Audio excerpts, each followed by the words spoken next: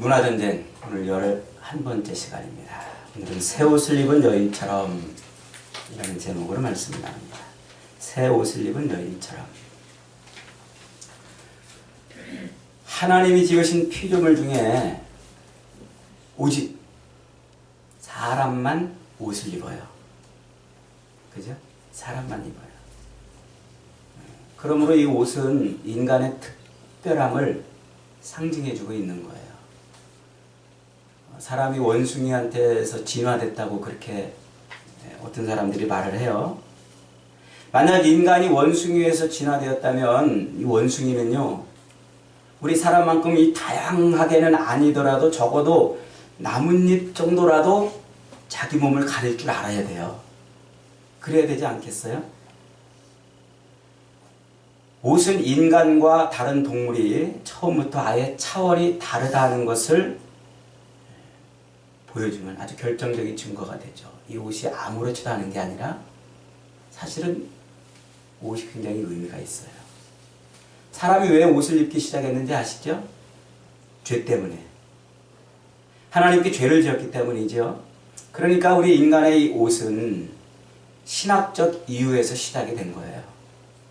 우리 인간이 옷을 입기 시작한 것이 바로 하나님과의 관계 때문에 입기 시작했다는 것이죠. 인간의 옷 문화가 이렇게 신학적 기원을 갖는다는 말은 인간이 하나님과의 관계에서 생긴 어떤 이유, 그 이유 때문에 옷을 입기 시작했다는 거죠.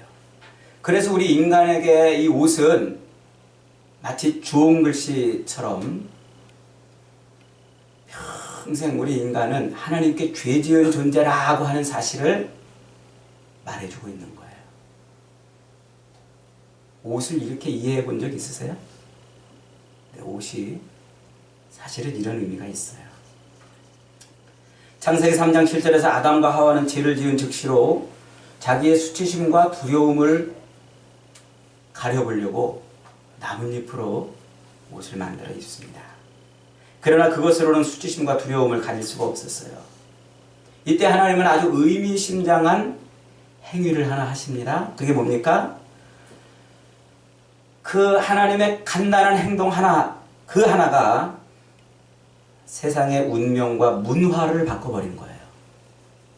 그게 뭐죠? 하나님이 가죽옷을 입혀주신 거예요. 사람에게. 창세기 3장 21절에서 아담과 하와에게 옷을 만들어 입히십니다. 하나님이 지어주신 그 옷, 그게 어떤 의미가 있습니까?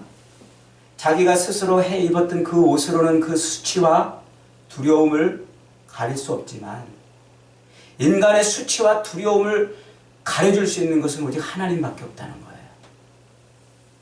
그래서 하나님이 옷을 해 입히시고 그 옷으로 그것을 가르쳐 주시는 것이죠. 그래서 인간에게 이 옷은 하나님의 은혜와 소망과 그리고 약속이 담겨 있는 거예요. 이처럼 인간의 옷은 태어날 때부터 신학적이었어요. 인간의 옷은 만들어질 때부터 하나님과 얽히고 설켜 있었다는 거죠. 그러나 오늘날 옷은 점점 더 세속화돼 가고 있어요. 세월이 흐르면서 그리고 인류가 전 세계로 흩어지면서 점점 신학적 의미를 잃어버리고 있는 거죠. 이제 옷 문화가 거의 세속화됐어요. 세속화. 그래서 아무리 믿음이 좋은 사람이라도 옷을 사입으면서 그 옷을 보고서 죄가 어떻고 구원이 어떻고 어쩌고 저쩌고 하면서 옷을 사입지 않아요. 그냥 색깔 보고 옷감 보고 디자인 보고 나한테 잘 맞는지 보고서 사는 거예요. 마음에 들면 사고 안 들면 안 사는 거죠. 이런 것을 세속화되었다 이렇게 말해요. 하나님과 관계가 있었는데 그 하나님과의 관계가 상실되어 가는 것을 세속화된다 이렇게 표현하거든요. 이것을 탈종교화 혹은 비종교화 되었다 이렇게 말해요. 옷이 그렇게 하나님과 관계가 있었는데 이제는 더 이상 하나님하고 관계없는 것으로 되어버린 거예요. 어찌어찌 하다 보니까 말이죠. 그런 것을 잘못되었다고는 할 수 없습니다만 특히 성경을 알지 못하는 사람들, 옷이 그런 신학적 기원을 갖고 하나님과 얽히고 설켜 있는 것이라는 것을 알지 못하는 세상 사람들에게는 당연한 일입니다만 적어도 우리 그리스도인은 이 옷이 상징하고 있는 죄와 구원에 대한 신학적 의미를 알아야 돼요. 왜냐하면 성경은 이 옷을 굉장히 중요한 은유로 사용하고 있기 때문입니다. 창세기의 그 에덴 동산에서부터 마지막 성경의 그 요한계시록의 어린 양 혼인잔치에 참여하는 신부들의 그 예복까지 성경은 옷을 아주 중요한 은유로 다루어주고 있어요. 그 옷을 상당히 중요하게 본다는 거죠. 옷을. 한 가지 예를 더 들어볼까요? 예수님께서 이런 가르치심을 하신 적이 있어요. 한 임금이 자기 아들의 혼인잔치에 사람을 초대했어요. 그런데 초대받은 사람들이 이런저런 핑계를 대고 그 잔치에 참여하지 않아요. 바쁘다고 결혼식에 가야 되고 소도 밭을 갈아야 되고 무슨 소도 팔고 이래야 된다고 이런저런 핑계를 대면서 잔치에 참여하지 않는 거예요. 화가 난 임금은 사거리로 나가가지고 아무나 초대해 오게 합니다. 그래서 신하들이 나가서 길거리에서 막 이 사람 저 사람 끌어다가 잔치에 오십시오, 잔치에 오십시오. 그래서 잔치 자리를 가득 채웠습니다. 임금님은 그렇게 초대되어 온 사람들을 살펴보았습니다. 그런데 임금님이 갑자기 이상한 행동을 해요. 그게 뭡니까? 그 손님들 중에 예복을 입지 않은 사람들을 밖으로 내치는 거예요. 아니 아무나 들어오라고 할 때는 언제고 예복을 안 입었다고 밖으로 내치냐 말이죠. 언제는 아무나 들어오라고 막 데리고 오더니 그 잔치 자리에 참여했더니 예복을 안 입었다고 내쫓아버리는 거예요. 그러면서 임금이 이렇게 말해요. 초대받은 사람은 많지만 선택된 사람은 적도다. 이 말씀이 무슨 말씀일까요?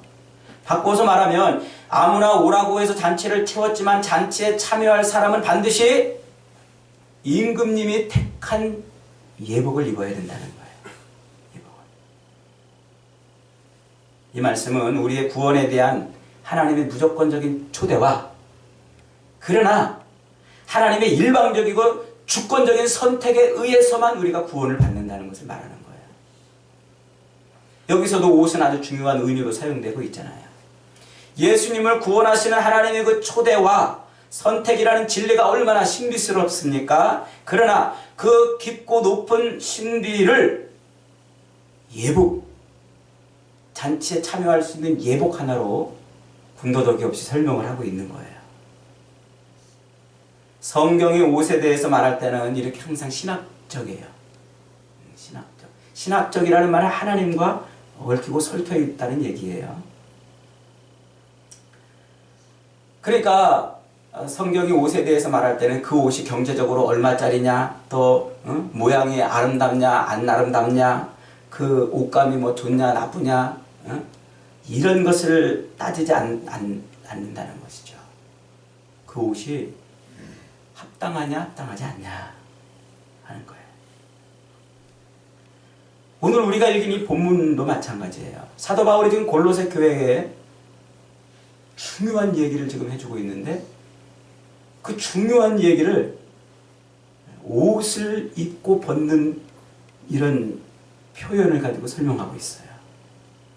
예수님을 만난 사람은 새 사람이 되고 예수님을 만난 사람이 이제 예수 그리스도로 옷 입은 사람이 되었다는 거예요. 그래서 그리스도가 자기 옷이라는 거예요. 옛삶, 옛 행위, 옛 생활을 벗어버리고 새롭게 거듭난 사람을 표현할 때 예수 그리스도로 옷 입은 사람이라 이렇게 표현하고 있는 거예요. 그래서 3장 8절에서 이렇게 말합니다. 이제는 너희가 이 모든 것을 벗어버리라. 이 모든 게 뭐예요? 옛날 걸치고 있던 옷이라는 거예요. 그걸 벗어버리라는 거예요. 9절에 옛사람과 그 행위를 벗어버리고 새 사람을 입었으니, 그러니까 옷을 입고 벗는 행위로 우리의 거듭남을 지금 설명하고 있는 거예요. 옛사람의 옷을 벗어버리라. 새 사람의 옷을 입으라.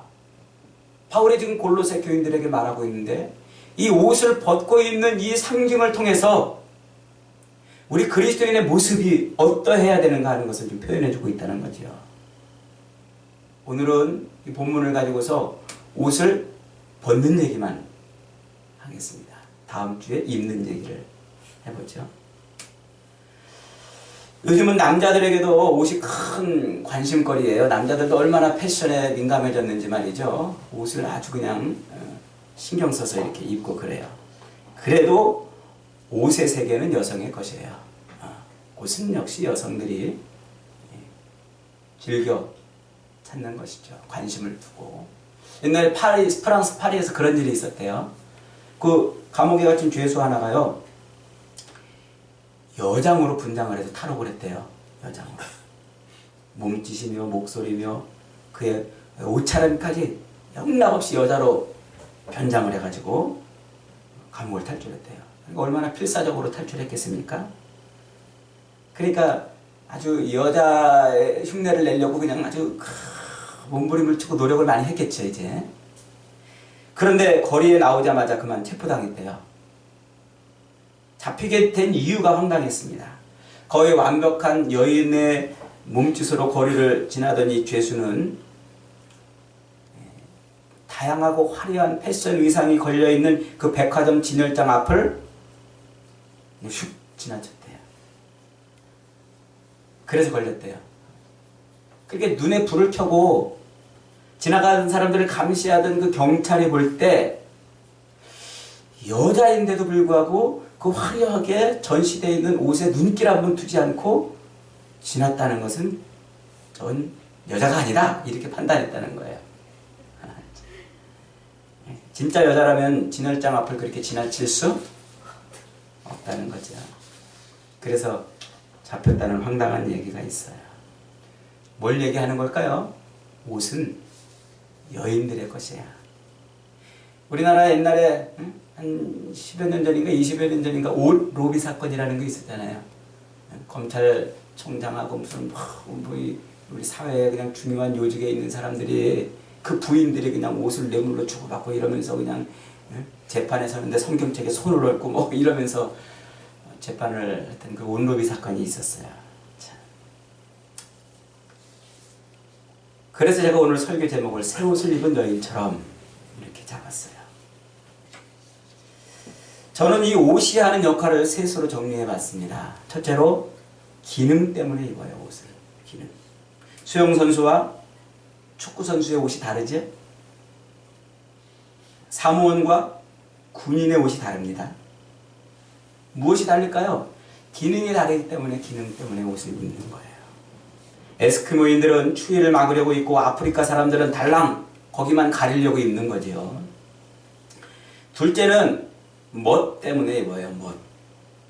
디자인과 색상과 유행을 따라 입는 것을 멋내기 위한 것이라 그런 거죠. 그리고 셋째로는 신분 때문에 입어요. 신분. 옷은 사실은 신분을 결정해줘요. 죄수는 죄수복을 입고, 학생은 학생복을 입고, 군인은 군복을 입습니다. 옷은 그 사람의 신분을 나타내주죠. 그래서 여인들이 귀엽고 그렇게 명품을 고집하는 이유가 뭐냐면 자기도 명품이라 자기 인생도 명품이라는 것을 말해주려고 그런다는 거죠. 그래서 명품에 고집을 한다는 겁니다. 신분 상승을 시도하고 있는 거죠. 그래서 옷을 뭐라고 말하냐면 옷이 날개다 라는 말이 생긴 거예요. 옷이 날개다. 이 옷을 어떻게 입느냐에 따라서 사람이 달라 보이는 거예요. 옷을 어떻게 입느냐에 따라서. 옷이 날개라는 말은 옷은 남에게 보여주려고 입는다는 뜻이에요. 사실. 남에게 보여주려고 입는다. 멋진 옷을 입으면 남의 눈에 멋지게 보이고 화려한 옷을 입으면 남의 눈에도 화려하게 보이는 거죠. 그런데 이 옷은요. 날개만 되는 것이 아니고 사실은 거울도 됩니다. 거울도. 거울이 뭐예요? 자기를 들여다보는 것 아니에요? 자기를 딱 비춰보고 내가 잘생겼나? 뭐 어쩌나 이렇게 보는 거예요. 이 거울에는 이 옷이 만들어주는 자기를 투영시켜줘요. 옷이 만드는 그 사람의 모습을 투영시켜줘요. 놀랍게도 사람들은요, 자기가 멋진 옷을 입으면 스스로 멋지다고 생각을 해요. 그런데 별 볼품없는 후질근한 옷을 입고 있으면 자기 삶, 인생을 후질근하다고 생각을 해요. 군복을 입으면 군인이 됩니다. 신사복을 입으면 신사처럼 행동을 하죠. 자기가 본 자기의 모습, 자기가 입은 그 옷 때문에 자기의 생각이 바뀌는 거예요. 생각이.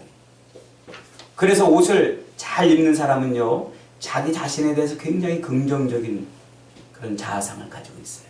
여러분 보세요.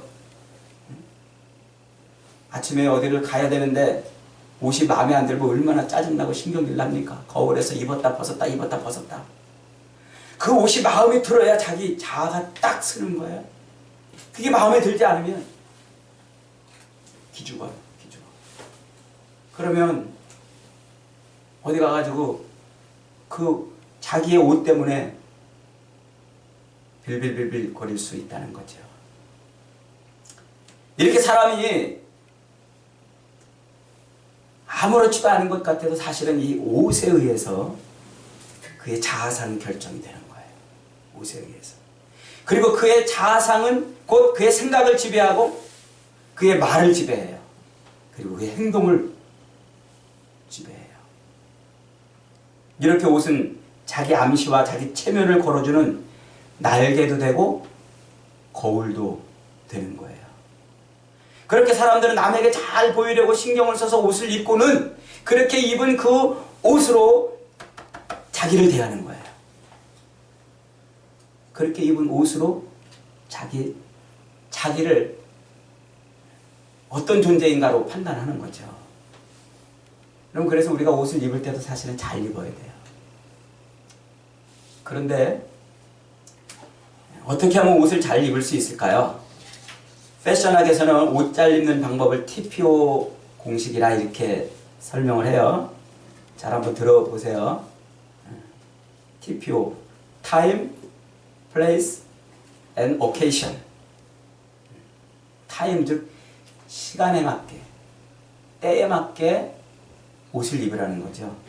수영장에서 이 더운 여름에 파카를 입고 있을 수는 없잖아요. 철에 맞게, 때에 맞게. 그 다음에 place, 장소에 맞춰 입으라는 얘기예요. 장소에. 수영장에서 양복을 입고 있으면 어떻게 돼요? 수영장에서는 수영복을 입고 있어야 되죠. 그 다음에 occasion, 경우에 맞게 입으라는 말이에요. 물론 장소에 맞게 입으라는 말과 중첩이 되기도 합니다만 편하다고 등산복 입고 결혼식 할 수는 없잖아요. 잠옷 입고 동네를 돌아다닐 수 없고 추리닝이나 집에서 막 입는 옷을 입고 예배를 드릴 수는 없어요. 여러분 예배 드릴 때도 사실은 우리가 옷을 좀 갖추고 나가야 돼요. 제가 여러분들이 예배 드릴 때 그냥 편안하게 이렇게 옷 입고 오는 것에 대해서 한 번도 얘기한 적은 없습니다만 사실은 옷을 이렇게 우리가 좀 가릴 필요가 좀 있죠. 가끔 보면요 하이힐에 짧은 치마 입고 등산하는 여자들이 있어요. 그런 여자들을 보면 뭐라고 말해요? 얘기 안 할게요. 그러나 여러분 옷을 뭐니 해도 옷을 잘 입는 것은요 깨끗한 옷을 입는 거예요. 깨끗한 옷. 아무리 몸에 잘 맞고 멋있고 명품이라고 해도 더러운 옷은요 차라리 안 입는 것만 못해요. 더러운 옷을 입는 것은 뭐 하는 이만 못하다? 안 입는 이만 못해요. 그렇다고 벗으면 안 돼요. 좀 과장법을 쓴 거예요. 벗을 수는 없죠. 오늘 성경 말씀도 옷을 잘 입는 최고의 비결이 바로 깨끗한 옷을 입으라는 거예요. 사도 바울이 골로새 교인들을 향해서 너희가 지금 걸치고 있는 옷이 어떤 것인지를 돌아보라는 얘기예요. 돌아보라. 그러기 위해서 우리가 하나님 앞에 온전하게 서 있고 세상 사람들 앞에서 또 당당한 그런 모습으로 서 있고 그 모습을 통해서 자기 긍정적인 자아상을 분명하게 세우기 위해서는 우리의 옷이 어떻게 된다? 깨끗해야 된다는 거예요. 깨끗해야 된다. 아무리 시간에 맞고 장소에 맞고 경우에 맞고 몸에 맞고 멋있고 비싸더라도 더러우면 아니라는 거죠. 당장 벗어내 버려야 될 그런 옷이라는 거예요. 옷이 거울이면서 동시에 날개라고 그랬잖아요. 날개이면서 동시에 내 자아상을 확립해주는 거울이기 때문에 바울은 지금 그리스도의 삶의 행동을 그 모습을 옷에 다 비유해주고 있는 거예요. 참 너무나 기가 막힌 얼마나 멋진 표현입니까? 3장 5절에서 그러므로 땅에 있는 지체를 죽이라. 이 모든 것을 다 벗어버려라. 우리가 이 땅에서 살고 있는 우리의 더럽고 악하고 패역한 욕망과 욕심 이런 것들을 뭐하라? 벗어내버리라는 거예요. 그런 것이 있는 한 우리의 자아상은 하나님 앞에 서 있는 우리의 모습은 하나님이 보실 때도 세상 사람들이 우리를 볼 때도 손가락질하는 그런 모습일 수밖에 없지만 내 자신도 나를 별 볼 일 없는 존재로 만든다는 거예요.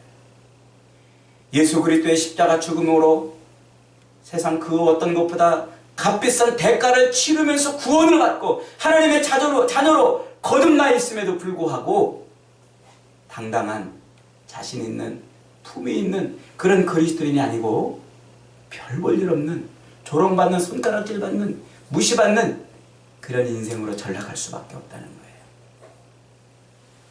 벗어버리지 못하면 그리스도와 함께 죽고 다시 살아서 그리스도와 함께 그 생명이 하나님 앞에서 감추어지고 그리스도와 함께 영광에 쌓여 나타날 고차원 인생이라고 한다면 지난주에 설교드렸죠? 고차원 인생. 차원이 다른 인생이에요.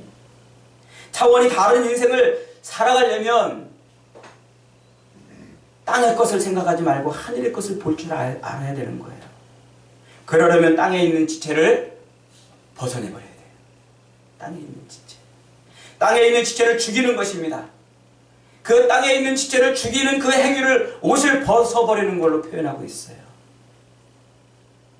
오늘 사도 바울이 지금 골로새 교인들에게 지금 당장 벗어내 버려야 될 그 지체들이 뭐라고 지금 표현하고 있습니까?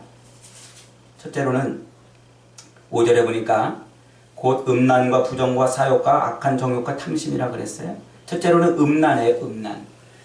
음란 혹은 음행이라는 것은 자기 욕망을 채우기 위해서 불법적인 성적인 결합을 하는 것들을 말해요. 그리고 둘째로 부정이죠. 합법적이 아니고 비합법적인 방법, 불법적인 방법으로 사는 것이죠. 그리고 세 번째가 사욕입니다. 사욕은 정도를 벗어난 욕심을 말하는 거예요. 정도를 벗어난 욕망. 네 번째는 악한 정욕이라고 했어요. 악한 정욕은요, 악행을 충동질하고 악행으로 이끌어가는 욕망을 말해요. 그리고 다섯 번째가 뭐예요? 탐심. 탐심은 앞에서 소개한 이 모든 욕망의 어머니와 같은 거예요. 이런 마음을 가진 자는 그의 삶에서 중요한 특징이 있어요. 음란과 부정과 사욕과 악한 정욕과 탐심. 이 탐심을 굉장히 중요하게 다루고 있는데 어디다 비유해주고 있어요? 우상숭배에다 비유해주고 있어요. 하나님 아닌 다른 것을 섬기는 그런 것에 비유해주고 있어요. 이렇게 음란과 부정과 사욕과 악한 정욕과 탐심에 사로잡혀 있는 사람, 즉 그것을 걸치고 있는 사람, 그것을 옷 입듯이 걸치고 있는 그 사람에게서 나타나는 중요한 특징이 하나 있는데 그 특징이 무엇이냐면 감사가 없다는 거예요. 뭐가 없다고요? 감사. 만족이 없어요. 감사가 없으니까 자꾸 자기의 이 욕망을 채우려고 더 이렇게 저렇게 애쓰고 몸부림친다는 얘기예요. 감사가 사라지니까. 밑 빠진 독에 물 붓는 것처럼 자기가 지금 누리고 있는 이 모든 것들에 대해서 감사가 사라져 있으니까 끊임없이 뭔가를 자기를 위해서 채우려고 그러는 거예요. 채우려고. 탐욕의 포로가 되어 있는 거죠. 탐욕의 포로가 되어 있으면 만족이 없어요, 여러분. 절대로 만족이 없어요. 그러면 감사가 사라지고, 감사가 사라지면 기쁨도 사라지고, 기쁨이 사라지면 평안이 없어요. 주님이 우리에게 주시려고 하는 최고의 선물인 평안을 잃어버려요. 그래서 늘 삶이 불안하고 짜증나고 늘 불평스럽고 원망스럽고 하루하루 사는 게 신경질 나고 그래요. 그래서 다른 사람 보면, 나보다 이만큼이라도 더 잘 나가는 사람 보면 내 안에서 뭐가 막 치밀어 올라와요. 치밀어 올라와요. 나보다 뭔가 조금 잘난 것처럼 보이는 저 사람을 보면은 나는 왜 이거밖에 안 됐냐고 심세한탄을 해요. 분노가 치밀거나 절망이 자기를 사로잡는 거예요. 그 입술에서 늘 원망과 불평이 터져나오는 거죠. 그래서 이 탐심을 가장 저주스러운 이름으로 표현하고 있어요. 탐심은 곧 우상숭배니라. 여러분 명심해야 돼요. 지금 내 삶에 감사가 있느냐 없느냐, 이것은 그냥 있어도 되고 없어도 되는 문제가 아닌 거예요. 사실은 지금 내가 어떤 모습으로 있느냐, 나의 지금 상태가 어떠냐, 내가 지금 어떤 옷을 입고 있느냐로 내 모습이 결정되는 것이죠. 그러므로 여러분, 우리가 지금 누리고 있는 모든 것들에 감사할 줄 알아야 돼요. 범사에 감사할 줄 알아야 비로소 더러운 옷을 벗어버린 거예요.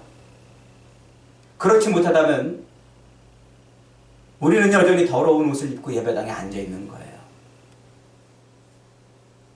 실제로 걸치고 있는 이 옷은 깨끗한지 몰라도 우리의 심령이 그렇게 욕망을 채우려고 애쓰고 몸부림치고 늘 다른 사람 쳐다보면 막 분노가 치밀어 오르고, 쟤는 뭐가 잘나서 저렇게 됐을까, 부모를 잘 만나서 저렇게 됐나, 뭐 어떻게 됐나, 따지고 보면 나랑도 별것도 없는데, 이러면서 비교하고 원망하고 스스로 좌절하는 거예요. 좌절하는 거예요. 8절부터 다시 몇 가지를 또 소개하죠. 6번째는 이제는 너희가 이 모든 것을 벗어버리라. 곧 분함과 노염과 악의와 비방과 너희 입에 부끄러운 말이라. 분냄이라고요. 분냄. 이 분이 왜 터진다고요? 우리가 지금 이 벗어버리지 못한 우리의 그 옛사람 때문에 그런 거예요. 옛사람 때문에. 화를 잘 내는 것은 더러운 옷을 입고 있기 때문에 그런 거죠. 그리고 7번째는 악의. 악의는요, 남을 해치려고 하는 의도를 갖고 있는 거예요. 우리가 이 더러운 옷을 입고 있기 때문에 자꾸 남에게 해코지하고 남을 해치고 남을 비방하고 남을 모함하고 뭔가 모르게 남을 좀 불편하게 하고 싶은 그런 마음이 치물에 오르는 거예요. 옛날에 초등학교 2학년 때 그 반장이 있었는데 그 집 얼마나 잘 사는지 그 선생님이 늘 걔만 이뻐해 주는 거예요. 이뻐해 주는. 시험 보면은 공부를 내가 좀 더 잘했는데 선생님이 걔를 이뻐해 주고 늘. 그 집은 잘 살고. 그러니까 내 안에 시기가 나오더라고요. 그 조그만 게. 그래서 어느 날 그 아이가 앞에 나갔다가 들어오는데 살짝 발을 걸려서 넘어졌어요. 야, 이 악한 일이. 그때는 물론 제가 예수를 이렇게 열심히 잘 안 믿었기 때문에 그럴 수도 있습니다. 그리고 8번째가 회방이죠. 회방. 9번째가 입에 부끄러운 말. 여러분, 우리가 우리 입술에서요 더럽고 악한 말을 막 쏟아내고 그 음란하고 패역한 말을 쏟아내는 이유는요, 우리가 그 옷을 지금 입고 있기 때문에 그래요. 입고 있기 때문에. 보세요. 대한항공의 조 아무개 여인이, 이야, 저는 상상이 안 가요. 아니, 그 누릴 거 못 누릴 거 다 누리고 있잖아요. 그 회사 직함이 몇 개예요? 아무 말 안 하고 가만히만 있어도 사람들이 다 존경해 줄 것 같아. 다 자기 밑에 팔 무릎 꿇고 벌벌벌 길 것 같아. 꼭 그렇게 물컵을 던지고 막 쌍 욕을 막 죄송합니다. 그래야만 자기가 높아지는 건가요? 그 옷을 그걸 입고 있기 때문에 그런 거예요. 그런 옷을 입고 있기 때문에. 열 번째가 거짓말이죠. 설명이 필요 없는. 거짓말은요, 참 오늘날 감기보다도 흔한 것이 되어버렸어요. 우리도 거짓말을 밥 먹듯이 하고 있어요. 예수를 믿는다고 그러면서도 말이죠. 이게 아직도 우리가 벗어내지 못한 우리의 지체들이에요. 옛 사람의 모습이고 옛 육신이에요. 여러분, 이런 것을 빨리 벗어버리지 못하면 어떻게 된다고요? 6절에 이것들로 말미암아 하나님의 진노가 임하느니라. 진노가. 이 하나님의 진노가 임한다는 것은요, 금방 하나님의 하늘에서 뭔가 푹 내려가지고 붕 터지고 쓰러지고 막 뭔가 금방 이렇게 되는 것은 아니에요. 우리는 그런 걸 기대하죠. 어휴, 저거 꼴 보기 싫은 거 하나님이 어떻게 좀 이렇게 안 했으면 이 진노를 받는다는 이 진노라는 것은요, 여기서 말하는 진노라는 것은 늪에 빠져간다는 거예요. 늪에 빠져간다. 여러분, 늪에 빠져가는 것은요, 서서히 빠져들어가잖아요. 그래서 다음 두 가지 현상이 벌어지는 거예요. 첫째로, 더러운 옷을 입고 사람들과 늘 동지가 돼요. 동지. 우리가 이것을 빨리 벗어버리지 못하면 그 더러운 옷을 입고 있는 세상 사람들과 똑같은 사람이 된다는 거예요.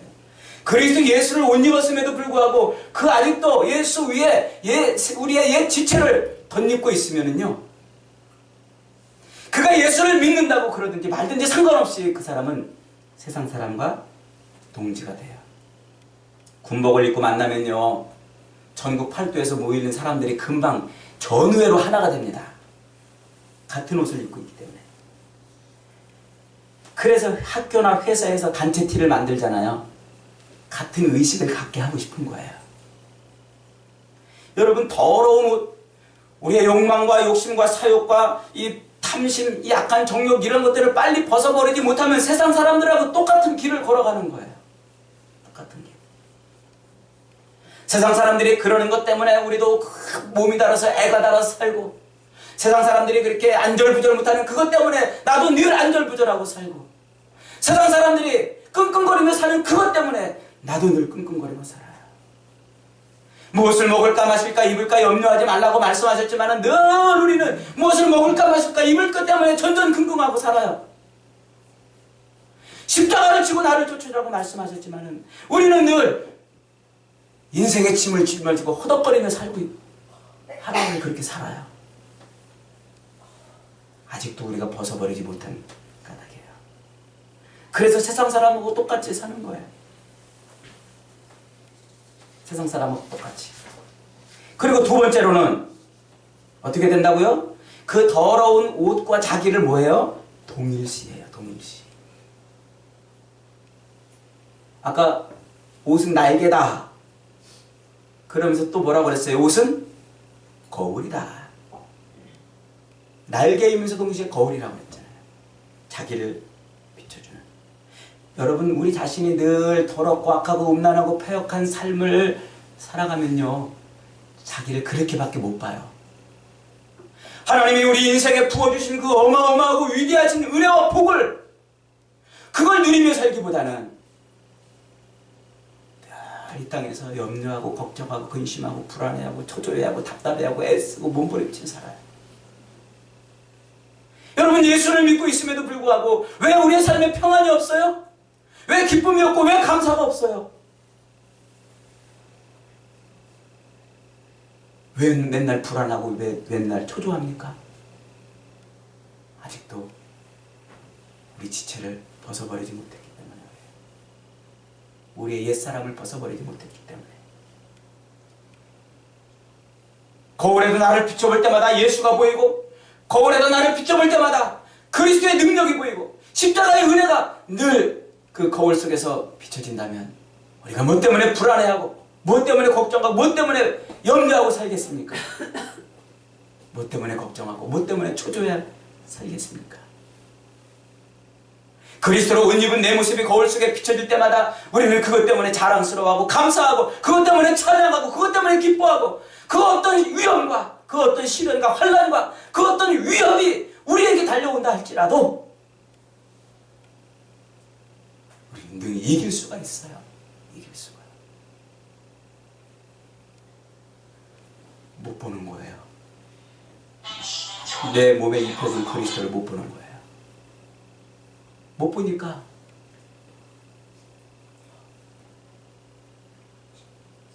그 더러운 그 모습과 나를 동일시하는 거죠. 이것들을 인하여 하나님의 진노가 임하느니라.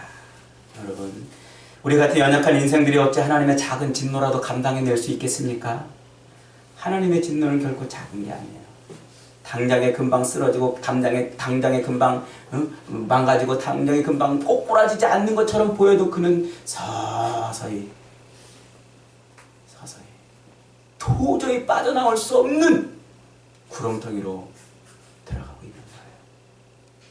그래서 그리스도로 옷 입지 못한 사람들이 빠져나오지 못하는 거예요. 사랑하는 여러분, 더러운 옷들을 벗어버립시다. 더러운 옷이라고나 생각되면 예수의 보혈의 강에 던져버리십시오.